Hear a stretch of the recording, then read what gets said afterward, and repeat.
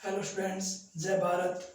आज अपन solution chapter की next video देखेंगे, जिसमें अपन कंसंट्रेशन टर्म्स के बाद जो सॉल्यूशन टाइप्स ऑफ सॉल्यूशन देखेंगे। तो शुरू करते हैं on speed tutorial.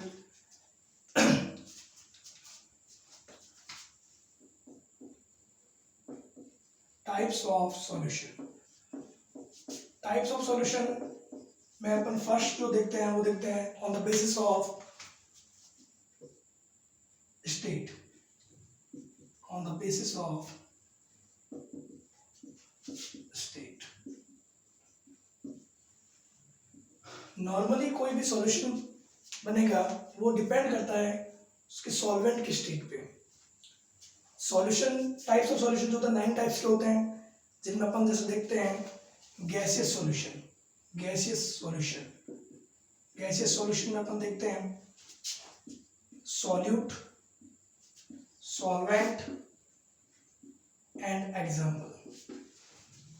Solute gas, solvent भी अगर गैस हो, इस टाइप का एग्जाम्पल मिलता है एयर में।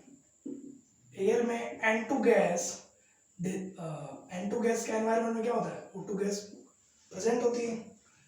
गैस इन गैस, तो इसका एग्जाम्पल तो एयर होगा, gaseous solution. Next liquid in gas, तो जो अपन धुंध देखते हैं, कोहरा देखते हैं, उनमें क्या होता है गैसियस मीडियम में लिक्विड पार्टिकल्स होते हैं। फॉग, ठीक है, या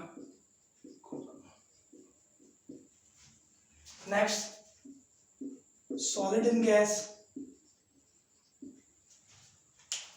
तो जो अपन देखते हैं स्मोक पार्टिकल देखते हैं। स्मोक पार्टिकल जो सॉलिड पार्टिकल वो गैसियस मीडियम में होता है। इसके अलावा अपने जो कपूर होता है उसमें भी क्या होता है, सॉलिड पार्टिकल्स गैसियस मीडियम होता है, सब्लिमेशन होता है उसमें। I2 भी चेंज होती है, I2 सॉलिड गैस में सब्लिमेशन, तो वो भी क्या होता है सॉलिड इन गैसियस मीडियम होता है, कपूर। क्लियर है? तो ये गैसियस सॉल्यूशन की टाइप्स हैं। किसी भी सॉल्यूशन का टाइप्स जो सॉल्यूशन जो डिपेंड करता है सॉल्वेंट की स्टेट पे। नेक्स्ट अपन देखते हैं इसमें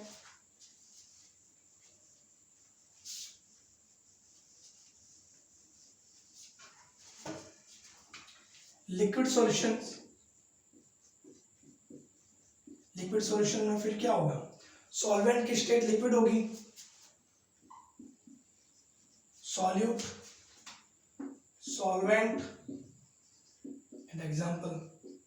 फर्स्ट अपन लेते हैं लिक्विड डिसॉल्व इन लिक्विड।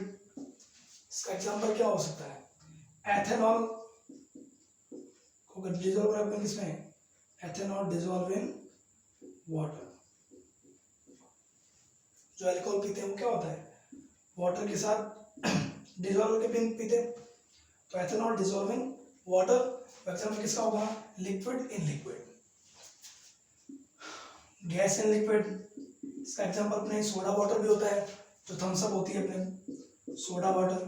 इसमें क्या होता है CO2 गैस वाटर में डिसॉल्व होती है, कार्बोनिक एसिड H2CO3 बनाता है, जिससे सोडा वाटर कहते हैं। क्लियर है? नेक्स्ट सॉलिड इन लिक्विड, इसका एग्जांपल अपने क्या होता है शुगर सॉल्यूशन। शुगर पार्टिकल्स होते हैं चीनी, उसको अपन लिक्विड में डिसॉल्व करते हैं, तो वो किस टाइप हो गया, sugar solution. Sugar solution, solid in liquid. Clear है? तो liquid solution three types gaseous solution. Next देखते हैं सॉलिड सॉल्यूशन।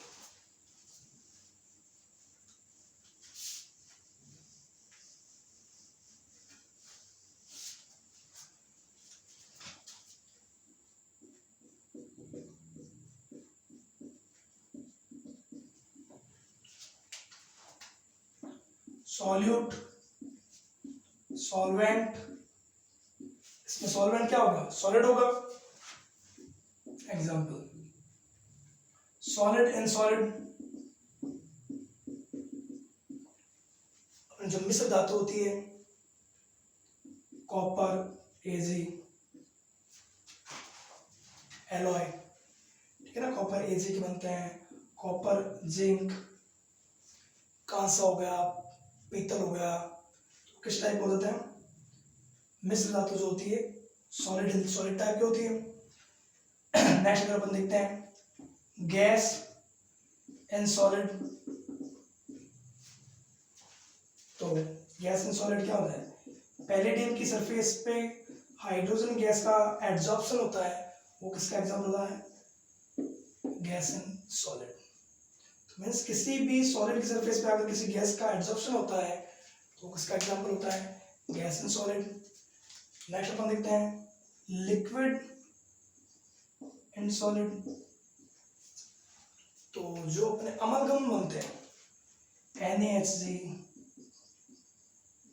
उसको अपन बोल सकते हैं सॉलिड की सरफेस पे जो भी लिक्विड पार्टिकल्स, तो जितने अमलगम बनते हैं सोडियम अमलगम, जिंक अमलगम, वो किस टाइप होता है, लिक्विड इन सॉलिड।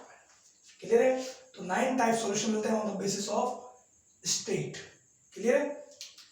नेक्स्ट अपन देखते हैं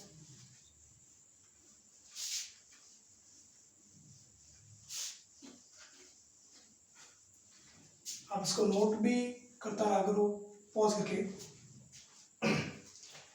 नेक्स्ट देखते हैं solubility.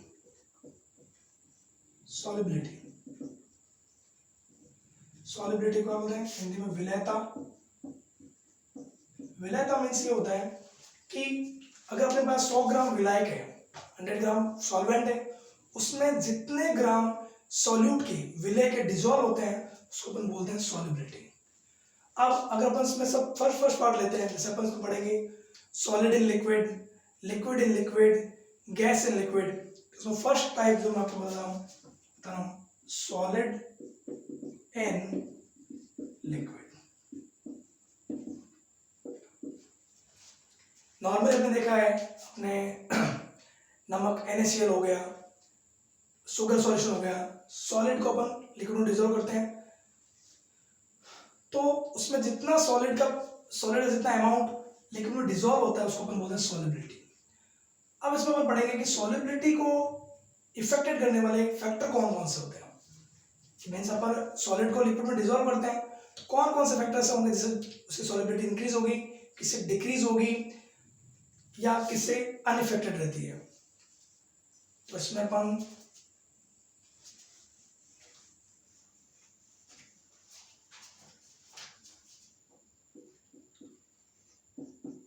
solubility of solid and liquid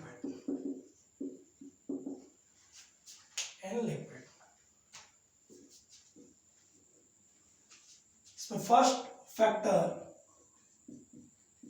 जो डिपेंड्स करता है वो करता है nature of solute and solvent. Nature of solute and solvent, कि सॉल्यूट और सॉल्वेंट को अपन जब मिक्स करेंगे तभी तो अपन क्या मिलेगा, सॉल्यूशन मिलेगा। मैंने पहले भी कहा था सॉल्यूशन क्या होता है, होमोजेनियस मिक्सचर। मीन सॉल्यूट को जब सॉल्वेंट में डालेंगे तो ऐसा मिक्सचर बना चाहिए जिसको अपन सेपरेट नहीं कर पाते, एक ही स्टेट मिलती है, उसको अपन बोलते हैं सॉल्यूशन।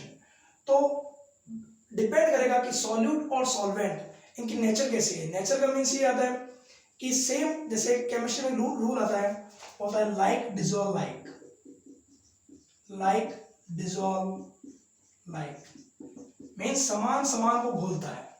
ध्रुवीय विलायक ध्रुवीय विलय को घोलेंगे, अध्रुवीय विलायक अध्रुवीय विलय को घोलेंगे।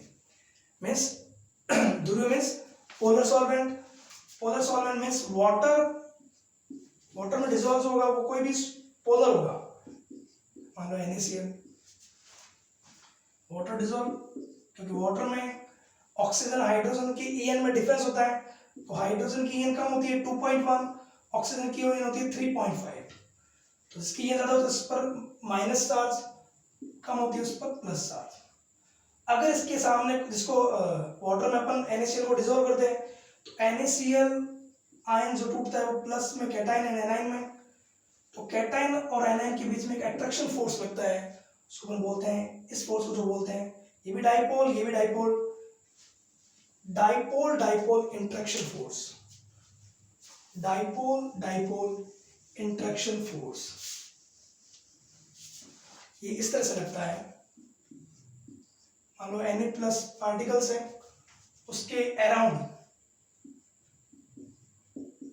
वाटर के मॉलिक्यूल्स,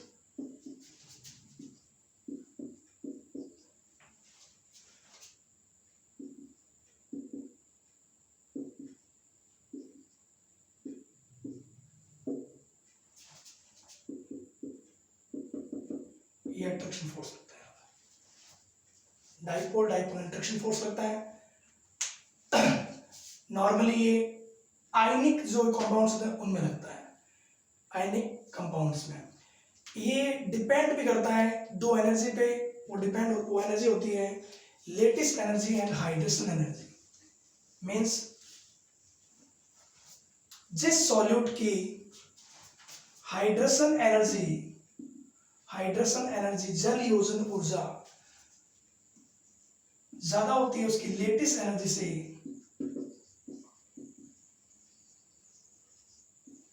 ज्यादा होती है, उसकी सॉल्युबिलिटी भी क्या होगी, ज्यादा होती है। हाइड्रेशन एनर्जी 11th में आती है। हाइड्रेशन एनर्जी डिपेंड्स करती है, चार्ज के प्रोपोर्शनल होता है कैटायन आयन के, एंड रेडियस के इनवर्सली होता है। क्लियर है? तो जिस सॉल्यूट की हाइड्रेशन रिलेशन ज्यादा होगी, उसकी सॉल्युबिलिटी भी ज्यादा होती है। क्लियर है? तो अपने फर्स्ट फैक्टर जो आपने देखा है सॉलिड इन लिक्विड में, वो अपने देखा है nature of solute and solvent. इसमें मैंने आपको ये बताया है कि अगर पोलर हो means NaCl dissolve in water, but अगर अपन नॉन पोलर लें कि मान लो शुगर को मैं वाटर में डिजॉल्व करता हूँ, तो उसकी सॉल्युबिलिटी कंपेरेटिवली कम होती है क्योंकि वो नॉन पोलर होता है। But non polar I2 dissolve in benzene is non-polar solvent, CCl4, CH2, ether means non-polar solute dissolve in non-polar solvent, like dissolve like। Clear है? तो ये फर्स्ट फैक्टर था जो ये बताता है सॉलिड एंड लिक्विड की सॉलिबिलिटी को। क्लियर है? नेक्स्ट अपन देखते हैं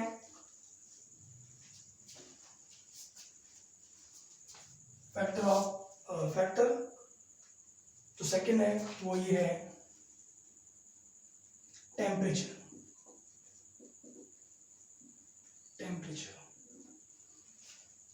टेम्परेचर कैसे? अगर अपन किसी अनसॉल्युबल solute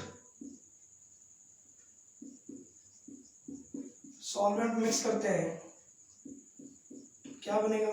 solution. Reactant and product के बीच में इक्विलिब्रियम मिलता है।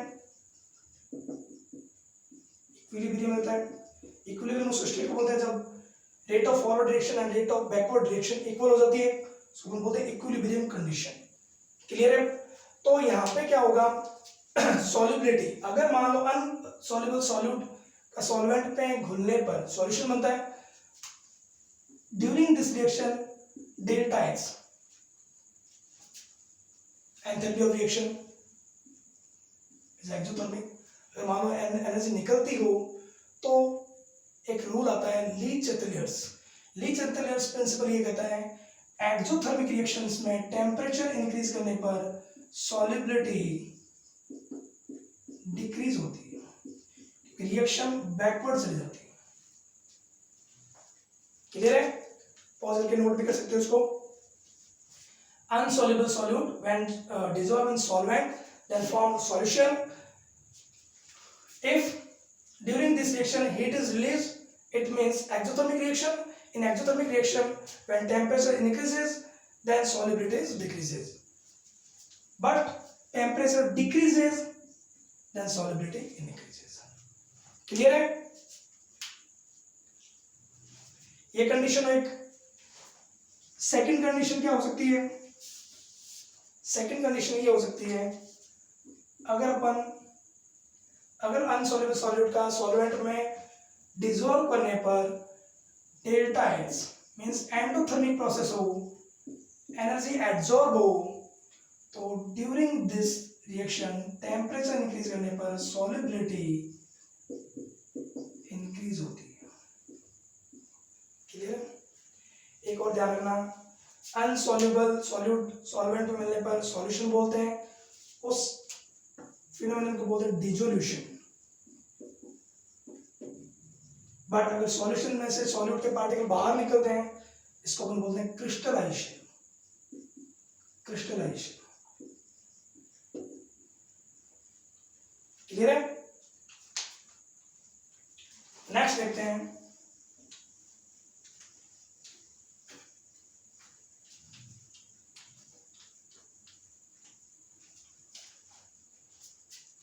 Factor third, pressure.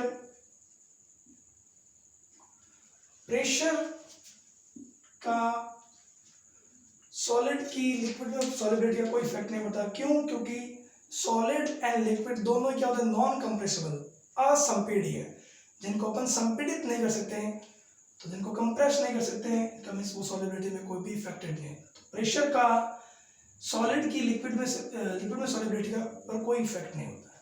क्लियर है? नेक्स्ट अपन आते हैं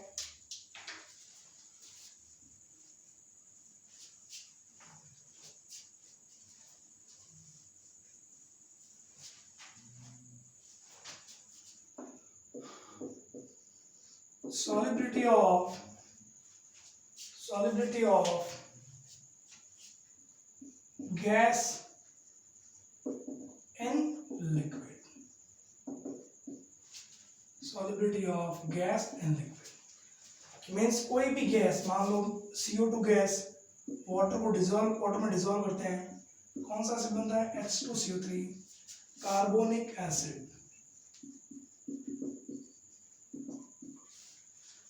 तो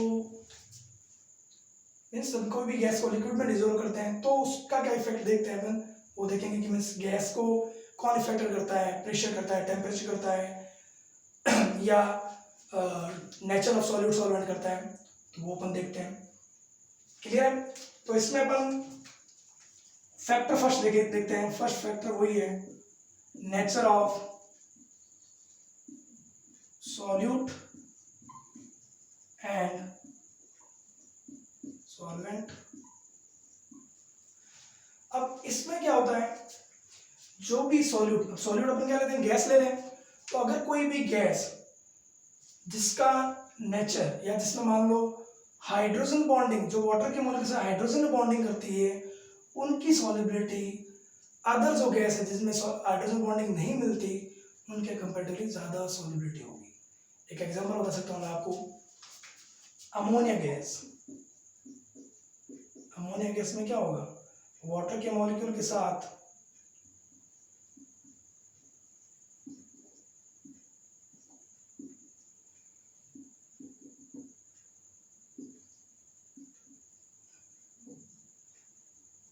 जब हाइड्रोजन बॉन्डिंग मिलती है, हाइड्रोजन बॉन्डिंग मिलती है, बट यही मैं अगर वाटर CO2 को डिसॉल्व करता हूँ वाटर में, तो ये सॉल्युबिलिटी CO2 के कंपैरेटिवली ज़्यादा होगा, बिकॉज इसमें हाइड्रोजन बॉन्डिंग प्रेजेंट है।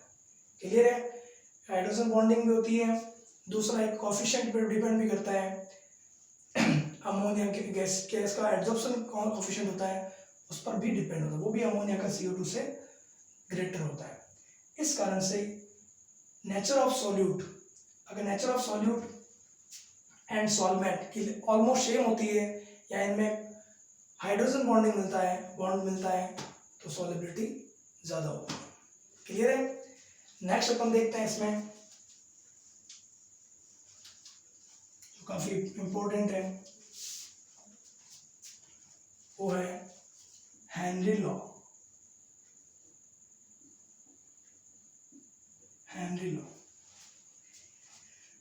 हेनरी ने ये कहा कि अगर मैं कोई भी लिक्विड है उसमें अगर किसी गैस को डिसॉल्व करता हूँ, इस गैस को डिजोल्व करता हूँ लिक्विड में, तो मैं ये देखता हूँ कि जो भी गैस की अमाउंट है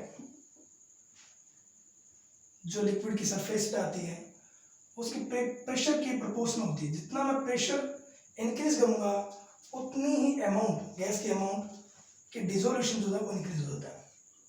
क्लियर है? इस लॉ को बाद में मॉडिफाइड किया गया। कैसे? ऐसे किया गया कि जैसे 11th में क्या होता है कि एक लॉ था डाल्टन्स प्रिंसिपल। डाल्टन ने ये कहा था कि अगर किसी कंटेनर में सारे गैसेस लेते हैं तो उसका टोटल प्रेशर जो होता है वो अलग अलग गैस के पार्शियल प्रेशर के इक्वल आ जाता है, के एडिशन के इक्वल आता है। लो एन कैसे? वैसे यहाँ पे देखा गया कि अगर अपन किसी गैस को लिक्विड में डालते हैं तो अपन इसको क्या होता है, सीधे मास रिप्रेजेंट नहीं कर सकते। तो यहाँ पे गैस की लिक्विड में डालने पर क्या होगा, मोल्स इस गैस के भी होंगे, लिक्विड्स के भी होंगे। तो मोल्स होंगे तो गैस के भी मोल्स का कुछ पार्ट होगा, लिक्विड के मोल्स का कुछ पार्ट होगा। पार्ट आगे बात आगे इसका मीन्स क्या होगा, मोल फ्रैक्शन। तो देखा जाता है कि partial pressure of gas is proportional to mole fraction. Mole fraction बोल सकते हो, सॉलिबिलिटी भी बोल सकते हो, प्रोपोर्शनल होता है according to Henry law. Proportional हटता है तो यहाँ पे कांस्टेंट आता है KH, हेनरी कांस्टेंट।